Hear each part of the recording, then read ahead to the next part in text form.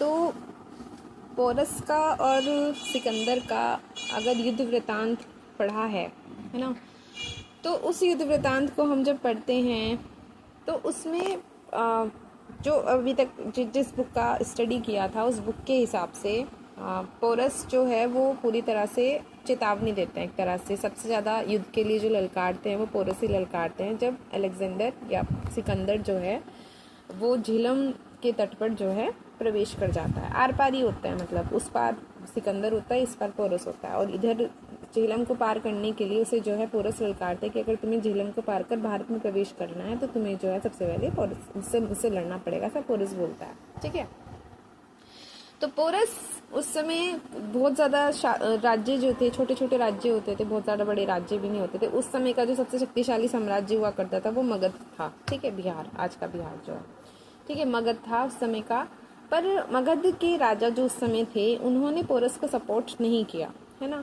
और उस समय जो आचार्य चाणक्य थे और उनके जो शिक्षक थे, तक्षशिला उस समय फेमस यूनिवर्सिटी था ही, क्योंकि वहाँ से चाणक्य जो थे अपने शिष्यों को तैयार कर रहे थे। ठीक है, बात यह हुई थी कि आचार्य चाणक्य चाहते थे कि मगध जो है वो पोरस का सपोर्ट करे, लेकिन मगध जो है वो पोरस का सपोर्ट कर नहीं रहा था, क्योंकि उनका कहना यही था कि हमारी कोई विशेष दुश्मनी तो है नहीं उनसे जो हम जाकर के लड़ेंगे। जो वहाँ का प्रधानमंत्री था और वो यही बात बोल रहा था कि हमारी कोई दुश्मनी तो है नहीं उनसे, क्योंकि वो सिर्फ अपने राज्य का सोच रहे थे, वो पूरे भारत का नहीं सोच रहे थे। उस समय वो ये नहीं सोच रहे थे कि अगर एक यूनानी जो है भारत की सीमा पर प्रवेश कर गया तो क्या क्या कहाँ कहाँ तक वो प्रभावित कर सकता है, ये सारी चीज़ें।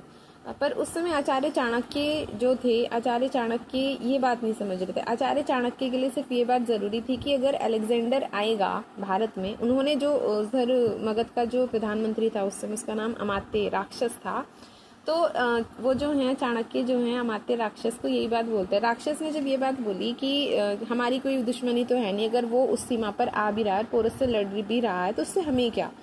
तो चाणक्य ये बात बोलते हैं कि यूनानी वो यूनानी है, दूसरी सीमा से आ रहा है, भारत देश में प्रवेश कर रहा है, तो आर्यव्रत की भूमि पर अगर वो प्रवेश कर रहा है तो उसके लिए तो सब हम जितने भी भारत की सीमा पर रहते हैं उसके लिए तो हम सब, वो तो सिर्फ ये है कि भूमि को जीतने निकला है, विश्व विजेता है ना। उसे तो राज्य जीतना है, उसे ये मतलब नहीं है कि वो किस सीमा में प्रवेश कर रहा है, उसे तो सिर्फ राज्य जीतना है। आप लोग तो ये कह रहे हैं कि हमारी कोई विशेष दुश्मनी उससे है नहीं, है ना। उस समय एक लड़ाई ये भी चल रही थी कि जो वो था, क्या नाम था उसका, घनानंद, है ना, मगध का जो राजा था, वो था बुक के अनुसार वो था बौद्ध भिक्षु, और जो पोरस था वो था ब्राह्मण, इस तरीके से। तो उनमें ये विभेद भी चल रहा था, वो दोनों यही कह रहे थे। अमात्य राक्षस ने ये बात बोली कि पहली बात, पोरस का हम सपोर्ट इसलिए नहीं करेंगे क्योंकि वो ब्राह्मण धर्म को जो है ज़्यादा प्रमुख वो करता है, महत्व देता है, और हम लोग उसका सपोर्ट इसलिए भी नहीं करेंगे क्योंकि हमारे जो धर्म है, हम अलग अलग धर्मों को मान्यता देते हैं, अलग अलग विचारों को मानते हैं। एक ये बात थी। तो आचार्य चाणक्य ने राक्षस को जैसे समझाया, वो ये बोला था कि अलेक्जेंडर जब भारत की सीमा पर या आर्यवर्त की सीमा पर आएगा तो वो ये नहीं देखेगा कि तुम ब्राह्मण हो या तुम क्षत्रिय हो, तुम बौद्ध धर्म को मान रहे हो या वो ब्राह्मण को मान रहा है, वो ये नहीं कहेगा। उसके लिए तो सारे के सारे एक जैसे होंगे, लेकिन तुम विभेद पैदा करके अपनी भूमि पर संकट पैदा कर रहे हो। चाणक्य ने ये बात कही थी, बात भी कहीं हद तक सही थी। भाई दूसरी सीमा से जो आ रहा है वो तो अपने काम के लिए आ रहा है। अब तो भारत सबसे ज़्यादा, भारत की जो स्थिति, चाहे भारत ने पहले मुगलों ने भारत पर शासन किया, उसके बाद अंग्रेज आ गए, जितनी भी भारत की स्थिति हुई है, भारत में हमेशा स्थिति इसीलिए बिगड़ी है क्योंकि भारत के लोग जो है ना, जाति, धर्म, विचारधारा, अलग अलग दृष्टिकोण में जो बटे हुए हैं, भारत की दुर्गति का सबसे बड़ा कारण ही ये है ना।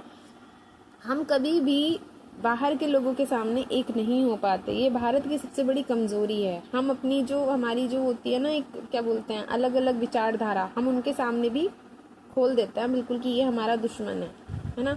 और उसी बात का सबसे ज़्यादा फ़ायदा मुगलों ने उठाया या नहीं उठाया, लेकिन अंग्रेज़ों ने ज़बरदस्त तरीके से उठाया इस बात का फ़ायदा, क्योंकि हमें पता ही नहीं चलता, हमारे अपने विचार अलग हैं, हम धर्मों के नाम पर बटे हुए हैं, हम जाति के नाम पर बटे हुए हैं, हम मान्यताओं के आधार पर बटे हुए हैं, हम कर्मकांड के आधार पर बटे हुए हैं।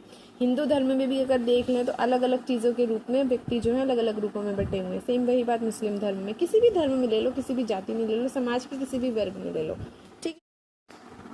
तो भारत जो इतिहास में, अपने इतिहास में इन सारी जो हम कहें विदेशी शक्तियों ने जो भारत पर शासन किया है, उसका कारण यही है कि विदेशी शक्तियों के सामने भारत कभी एकमत नहीं रह पाया, भारत कभी एक साथ नहीं रह पाया। ठीक है, उसके समाज के लोग ही, उसके भारत के अपने लोग ही, पर उनमें सबसे बड़ी समस्या यही है कि वो कभी भारतीय नहीं हो पाए उनके सामने। इसीलिए उनको अचानक कोई भी बाहर से आता है और उनको जो है अपने विचारों में, अपनी बातों में एक तरह से लेकर के आ जाता है, एंड देन उनका जो है वही सिस्टम पूरी तरह से शुरू हो जाता है। अब भारत में अगर हम देखें पॉलिटिक्स, तो भारत की जो राजनीति है, एक तरह से भारत की जो राजनीति है उसमें भी तो यही हो रहा है। कोई ना कोई पॉलिटिकल पार्टी, जब से हम आज़ाद हुए हैं कितनी पॉलिटिकल पार्टी बन गई, कितनी पॉलिटिकल पार्टी तो जाति के आधार पे बन गई है ना, समाज के निचले वर्ग के आधार पर बन गई कि हम जो हैं इस जाति का समर्थन करते हैं, इसलिए एक अलग पार्टी बन गई। ठीक है, अलग अलग सबने, मतलब एक तरह से किसी ने भी कभी ये नहीं कहा कि समाज के सब वर्गों को लेकर के एक पार्टी बनेगी, सब वर्ग सब धर्म, जिसमें सब धर्म के लोग शामिल हो, सब वर्ग शामिल हो, ऐसी कोई पार्टी हम एक तरह से कह नहीं सकते। कांग्रेस पार्टी वो तो सबसे पुरानी पार्टी है, उसका तो आज तक का यही तमगा है कि ये जो है भारत की आज़ादी को दिलाने में इस पार्टी ने सबसे बड़ी भूमिका निभाई।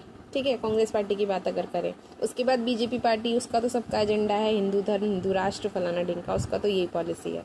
बसपा की बात करें, सपा की बात करें, तो ये समाजवादी और क्या बोलते हैं दलित समाज जो है उनके लिए है। ठीक है, और जो तृणमूल वगैरह इनकी बात करें तो इनका भी अलग ही वो चल रहा है। ठीक है, तो एकता की बात इनमें से किसने की है ना, भारत के लोगों के बारे में, उनको धर्म से हटा करके उनको भारत के लिए सोचने पर विवश करे, भारत के बारे में सोचे समाज का हर एक वर्ग। ऐसी कोई पार्टी अभी तक बनी भारत में? कोई भी नहीं बनी, बल्कि समाज को सब तोड़ने में ही लगे रहे हैं। ब्रिटिशर्स ने तो अच्छी खासी पॉलिसी अपनाई थी, फूट डालो राज करो, उन्हें बढ़िया से पता था। उसी नीति को हमारे जो आज की पॉलिटिकल पार्टी है, किसी को भी हम कहें, पूरी तरीके से फॉलो कर रहे हैं कि अगर आपको समाज में आगे बढ़ना है तो लोगों में फूट डालते रहो, ताकि आपकी पॉलिटिक्स जो है बढ़िया तरीके से चलती रहे और आपको वोट मिलते रहे। जितनी लोगों में नफरत बढ़ाओगे, लोग आपके ज़्यादा उतने सपोर्ट में आएंगे। पॉलिटिक्स का बढ़िया सिस्टम चल रहा है। ठीक है, वो था भी एक कि अगर राजा को सुरक्षित रहना है, अगर राजा को सुरक्षित रहना है तो ध्यान रखो कि सारे एक जैसे लोग ना हो, बल्कि अलग लोग हो, ताकि वो लोग आपस में ही लड़ते रहे, राजा पर किसी का ध्यान ना जाए। बस यही वाली बात हो रही है। ठीक है, सब लोगों को आपस में एक दूसरे के धर्म के नाम पर, जाति के नाम पर, या किसी ना किसी मुद्दे के नाम पर लड़ाते रहो। राजा अपना आराम से सुरक्षित रहेगा, उसकी पोस्ट को, उसके पद को किसी तरह का कोई नुकसान नहीं पहुंचेगा। पर इतनी बात हम लोगों की समझ में आती ही नहीं है ना। हम लोगों के लिए सबसे ज़्यादा ज़रूरी हमारी जाति है, बहुत ज़्यादा ज़रूरी है हमारे लिए, हम उसके साथ ही नहीं ख़त्म होते, है ना। जबकि सबके मरने का तरीका, सबके पैदा होने का तरीका बिल्कुल एक जैसा है ना।